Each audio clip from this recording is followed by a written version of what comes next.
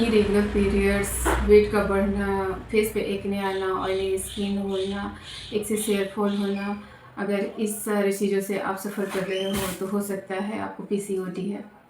और इसका natural root level solution क्या हो सकता है, आज हम इसके बारे में बात करेंगे।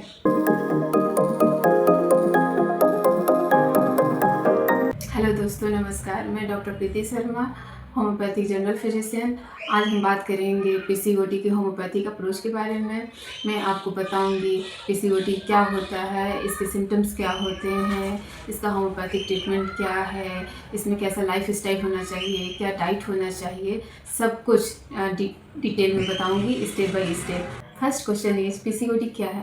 पीसीओडी यानी कि पॉलीसिस्टिक ओवेरियन डिजीज। इसमें हार्मोनल इम्बैलेंस होने के कारण एक प्रॉपरली रिलीज नहीं होता, जिसके कारण ओवरीज में छोटे छोटे सिस्ट बन जाते हैं, जिसे हम पीसीओडी कहते हैं। एक बात हमेशा याद रखें कि पीसीओडी सिर्फ पीरियड्स प्रॉब्लम नहीं है, ये ओवरऑल हमारे बॉडी माइंड दोनों को ही अफेक्ट करता है। दूसरा, अब हम बात करेंगे पीसीओडी के कॉमन सिम्टम्स के बारे में।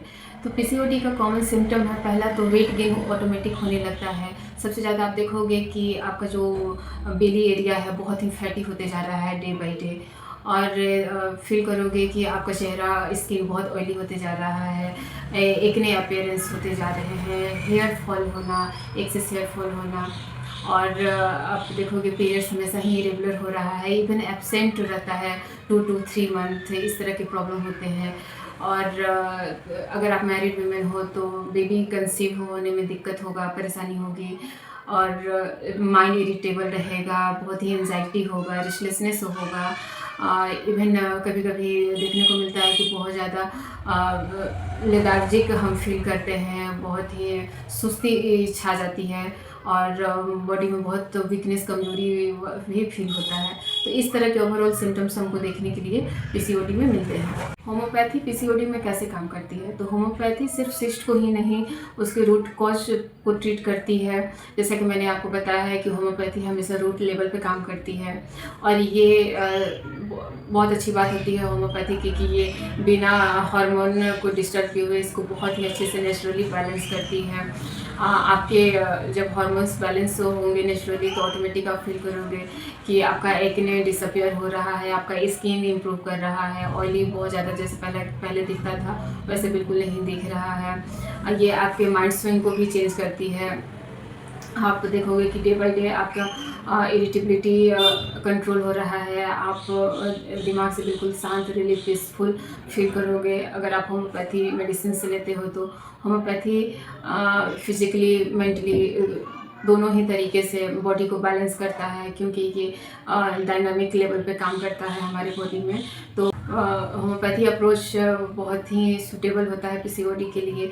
ये हमारे पीरियड्स को रेगुलर कर देता है। ये जो अननेसेसरी अनवांटेड वेट हमारा गेन होते जा रहा है उसको भी कंट्रोल करने में हेल्प करता है।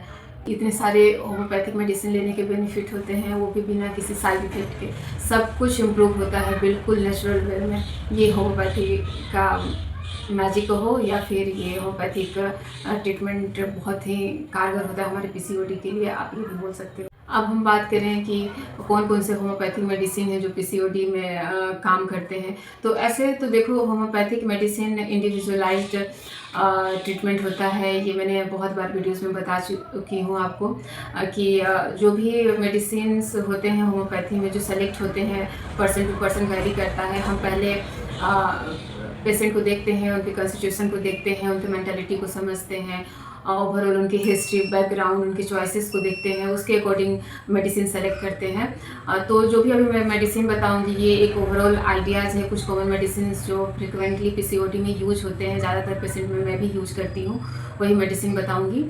और मैं आपको ये बोल दूं कि सेल्फ मेडिकेशन कभी बिल्कुल ना करें। कोई भी near by homeopathic physician available हैं, उनके पास जाएं और कंसल्ट करें, अपने प्रॉब्लम को बताएं, और आपको देखते हुए, आपके प्रॉब्लम को समझते हुए जब एक होम्योपैथिक फिजिशियन आपको मेडिसिन प्रिस्क्राइब करता है तो वो बहुत ही अच्छे से आपकी बॉडी पे काम करता है, वो रूट लेवल पे काम करेगा, और आप देखोगे कि आप बहुत ही जल्दी ओवरकम हो जाओगे अपने प्रॉब्लम से। ठीक है, तो चलो पहले बात करते हैं कि कौन कौन से मेडिसिन हैं जो पीसीओडी में काम आते हैं। तो पहला है पल्साटिला, दूसरा है सेपिया, तीसरा है लेकेसिस, एंड नेट्राम्यूर, कैलकेरिया कार, इनके थोड़े थोड़े वन लाइनर डिटेल मैंने यहाँ पे लगा दिए हैं, आप पढ़ सकते हो।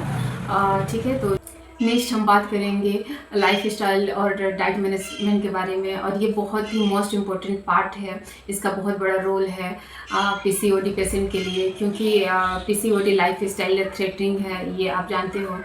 तो पहले हम बात करते हैं डाइट के बारे में। तो जब भी आप पीसीओडी से सफ़र कर रहे हो तो बिल्कुल भी अवॉइड करो जंक फूड है, जो फास्ट फूड है, और शुगर को अवॉइड करना चाहिए आपको। जो भी आप कोल्ड ड्रिंक्स सॉफ्ट ड्रिंक्स पीते हो वो नहीं पियो, और कुछ जैसे कि जो भी स्ट्रीट फूड है, स्पेशली जो अनहाइजीनिक होते हैं, उनको अवॉइड आपको करना चाहिए।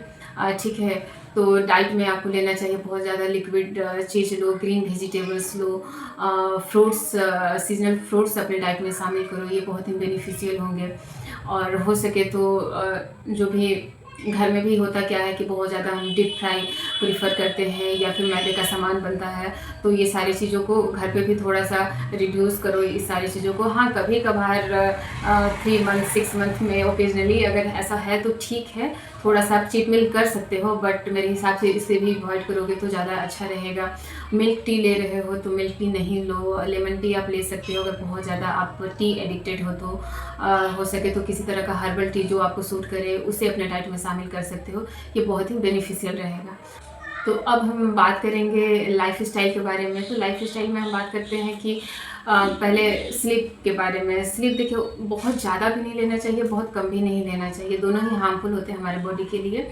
और इससे आप देखोगे कि अगर बहुत शॉर्ट स्लीप ले रहे हो तो भी दिमाग पे स्ट्रेस रहेगा, बहुत ज़्यादा स्लीप ले रहे हो तो भी देखो फील करोगे कि हमारा माइंड बहुत ही हैवी फील कर रहा है, स्ट्रेस फील है, दिन भर आपको किसी भी काम को करने में मन नहीं लगेगा। और जब काम सॉर्ट आउट नहीं होता है तो हम वरीड होने लगते हैं, एक्सेस स्ट्रेस हमें होने लगता है, और स्ट्रेस से पीसीओडी में बहुत ही रुकावट आता है। पीसीओडी का जो ठीक होने का प्रोसेस है वो स्लो डाउन हो जाएगा। तो इसलिए आप कोशिश करो कि हाँ, 6 से 7 से 8 घंटे स्लीप सफिशिएंट होते हैं। आप एक अच्छा स्लीप लो जिसमें आप जब जगो तो रिफ्रेश फील करो, ठीक है। और अगर हो सके तो ज़्यादा नहीं, 10 से 15 मिनट टाइम हर कोई अपने डेली रूटीन में निकाल सकता है, चाहे उसका कितना भी बिजी शेड्यूल हो, एक्सरसाइज के लिए। ठीक है, आप एक्सरसाइज में थोड़ा सा योगा कर सकते हो, या तो फिर आप वॉक कर सकते हो, अगर 15 मिनट रनिंग कर लो तो भी अच्छी बात है। तो इस तरह की चीज़ें धीरे धीरे डे बाय डे अपने लाइफ में इंक्लूड करो। ये अचानक से या रातों रात होने वाली चीज़ नहीं है कि हाँ, आज मैं मोटिवेट हुई और कल से सारे रूटीन एकदम स्टेप बाय स्टेप फॉलो होने लगे, तो ऐसा कुछ भी नहीं होता है। धीरे धीरे थोड़ा थोड़ा अपने डाइट को इम्प्रूव करते चलना है, अपने लाइफ स्टाइल को इम्प्रूव करते चलना है। और जब भी टाइम मिले, दिन भर में जब भी टाइम मिले, या तो मॉर्निंग हो या तो आफ्टरनून हो या फिर नाइट में, इवनिंग में, या इवन सोते समय अगर 5 मिनट 10 मिनट आप बैठ सको तो बहुत ही अच्छी बात है। एक बात हमेशा ध्यान में रखो, ये एकदम रिमेंबर रखने वाली बात है कि पीसीओडी हमारे बॉडी प्लस माइंड दोनों का ही डिजीज़ है, इसलिए आपको फिजिकली मेंटली दोनों तरह से स्ट्रॉन्ग रहना होगा, दोनों तरह से काम करना होगा, बॉडी का भी उतना ही ध्यान रखना होगा, माइंड का भी उतना ही ध्यान रखना होगा। इसलिए मैंने जो भी आपको टिप्स दिए हैं, जो भी मैनेजमेंट बताया है, ये सब आपको करना ही करना है, ये मोस्ट इम्पॉर्टेंट है।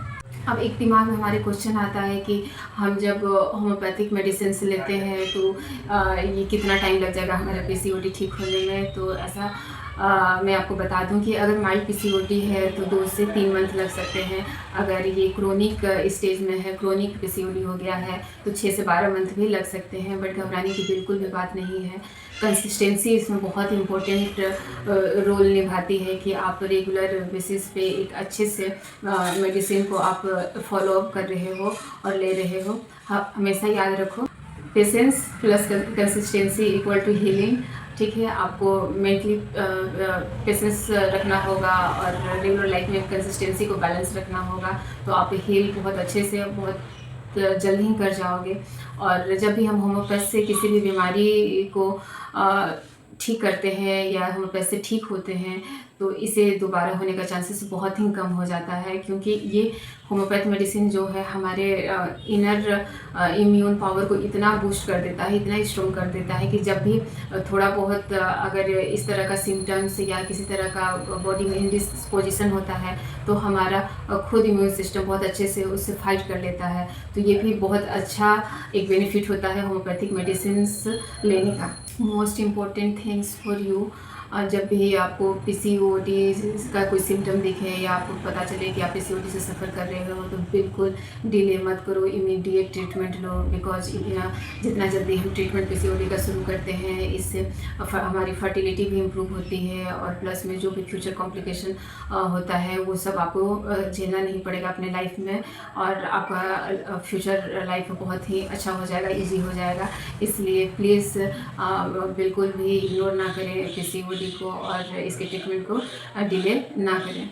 अगर ये वीडियो आपको हेल्पफुल लगता है तो लाइक करें, और किसी पीसीओडी सफ़र पेशेंट के साथ इस वीडियो को शेयर करें, और इसी तरह के इंफॉर्मेटिव वीडियोस का अपडेट पाने के लिए इस चैनल को जल्द से जल्द सब्सक्राइब करें।